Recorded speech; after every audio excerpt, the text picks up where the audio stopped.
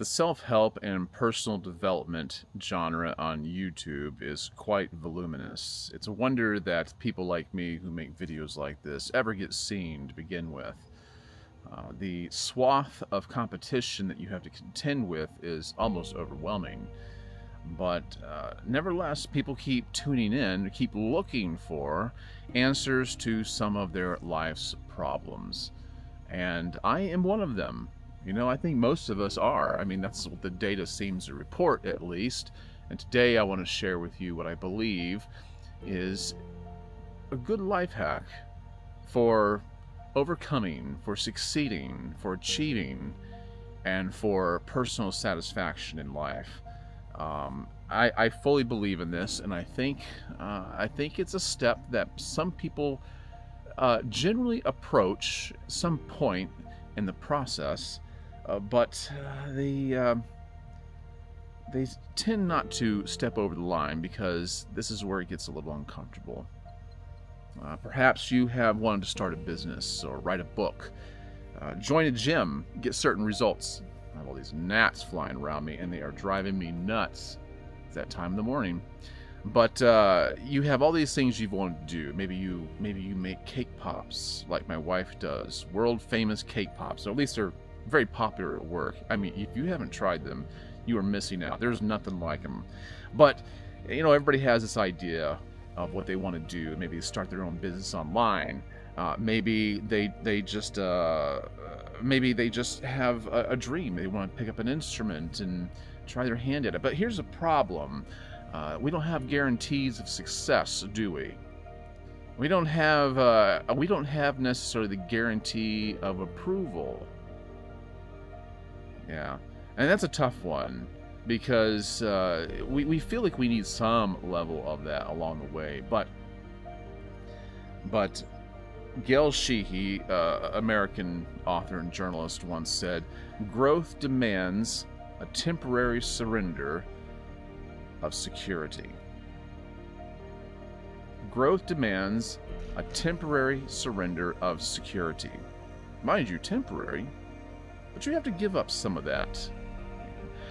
What we see when we get onto YouTube or we go to the bookstore, we pull a book off the shelf that talks about overcoming obstacles to get to where we want to go.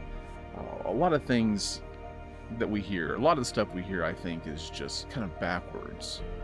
You see, people are sold on the idea that they need to become the best version of themselves, that they need to believe in themselves, they need self-confidence to be able to do what you're about to embark upon.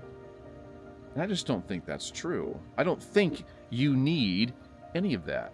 You don't need reassurance from your friends. You don't need to lie in the bed with your head in the pillow at night, with the wonderful feeling that things are going to work out. It's just not required. It's achievable and it's nice to have, but all those things are temporary. What you need is a temporary surrender of your security.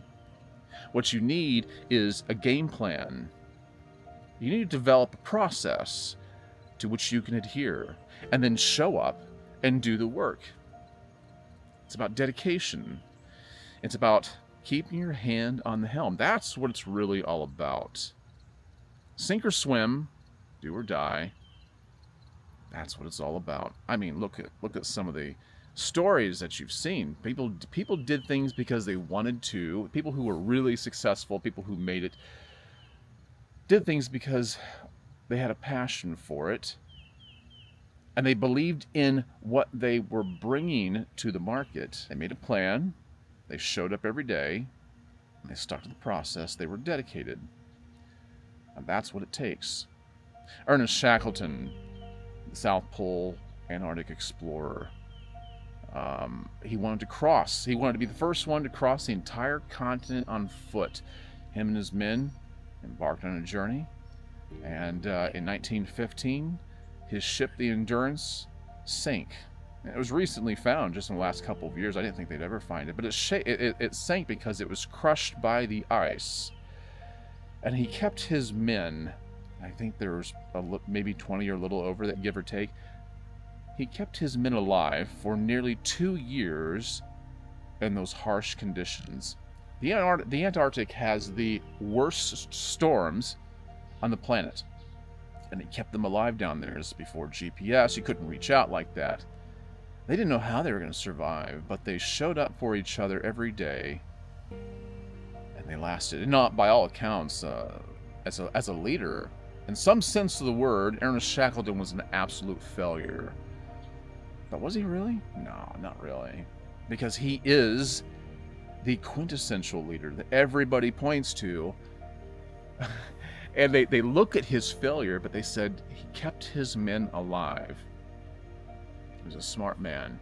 You see, we can't be sure that what we set out to do, whether it's to build a better body, to start our own business, to write a book, to go to school, to enroll in those classes, we don't know that any of that's really going to work.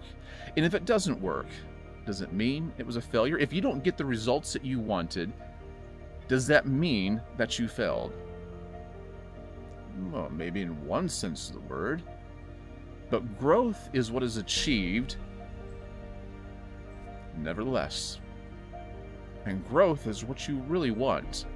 Many business owners I know have actually had many different kinds of businesses, of which most failed before they found one that actually worked.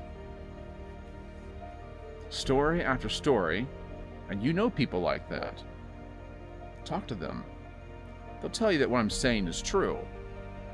You don't need to believe in yourself.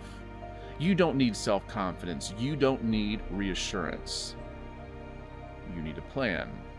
You need to show up. You need to be dedicated to that. And growth will occur.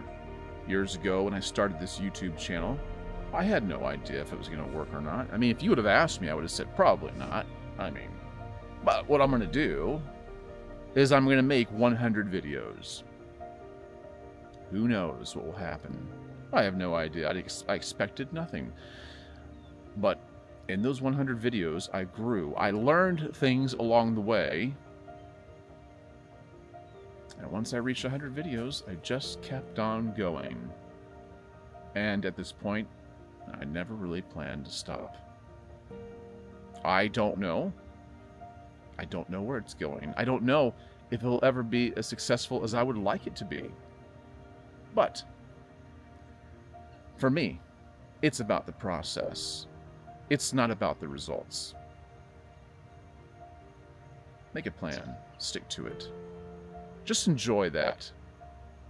Forget about the results. Alright, guys. I hope you've enjoyed this. I hope it's given you at least some modicum of inspiration and encouraged you to once again set out on a journey. Because it's not the finish line that matters. It is the journey itself that makes all the difference. That's where we spend most of our time in life. Alright, leave a comment down below and give me your thoughts. Thank you for watching. I'll catch you in the next one. In the meantime, be wise.